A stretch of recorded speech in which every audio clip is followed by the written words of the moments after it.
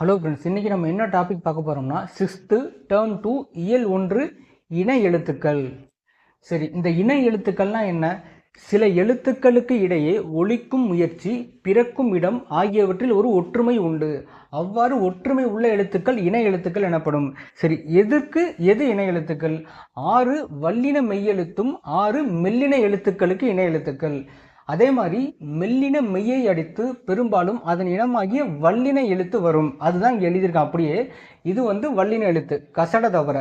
இக்கு, இஞ்சு, இட்டு, இத்து, இப்பு, இரு. இது மெல்லின எழுத்து ஞயன நமன. மேலே புள்ளி வச்சுட்டா என்ன? மெல்லின மெய்யெழுத்து. அதுதான் இங்கே எக்ஸாம்பிளாக இருக்கு பாருங்க.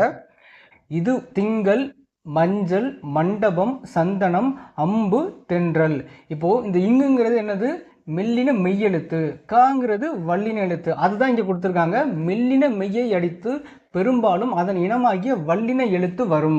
அதுதான் இங்கே இருக்குது. எல்லாத்துலேயும் பாருங்களா. அதே மாதிரி இஞ்சு ச, இன்னு ட, இத்து த, இப்பு பூ, இன்னு ர. அதே மாதிரி தான் எல்லாத்துலேயும் இருக்குது. வரிசையாக இந்த அண்டர்லைன் பண்ணியிருக்கேன் பாருங்கள். அதை அப்படியே பார்த்துக்கோங்க. அதை தான் இங்கே கொடுத்துருக்காங்க. சரி, ரொம்ப ரொம்ப முக்கியமான விஷயம் இதில் என்னென்னா, இதில் கொஸ்டின் எப்படி கேட்பாங்க?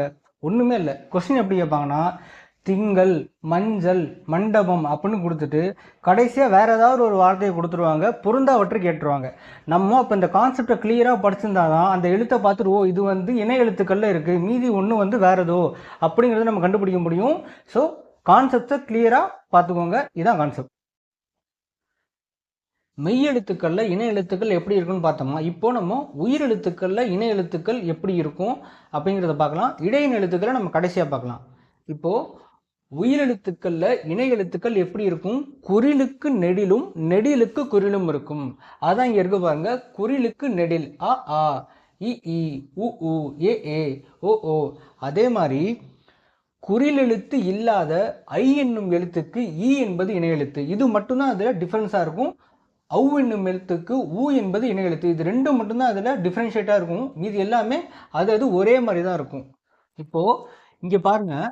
அளபடையில் மட்டும் நெடிலை தொடர்ந்து அதன் இனமாகிய குறில் எழுத்து சேர்ந்து வரும். எக்ஸாம்பிள் பாருங்க. ஓ ஓதல். இங்கே பாருங்க, நெடில் எழுத்து இருக்கு, அதன் இனமாகிய குறில் எழுத்து சேர்ந்து வந்திருக்கு. இது அளபடையில் மட்டும். பூவும், தளி. சரியா? அதே மாதிரி ஆயுத எழுத்துக்கு மட்டுமே இணை எழுத்து இல்லை. நம்ம இதுக்கு முன்னாடியே பார்த்துருப்போம். ஆயுத எழுத்துங்கிறது எப்பவுமே உண்மை சொல்லின் முதலிலும் வராது, கடைசியிலும் வராது, இடையில் மட்டுமே வரும்னு இதுக்கு முன்னாடியே நம்ம பார்த்தோம். அதே மாதிரி ஆயுத எழுத்துக்கு மட்டும் இணை எழுத்து இல்லை.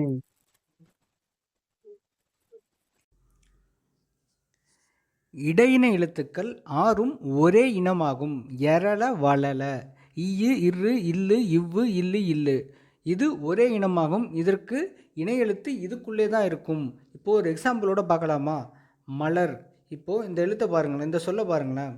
ல, இர் ரெண்டுமே இடையின எழுத்துக்கள் தான். ஸோ இந்த இடையின எழுத்து ஒரே இனமாகும். Okay, thank you friends. இதோட நம்ம வீடியோ முடிஞ்சிச்சு.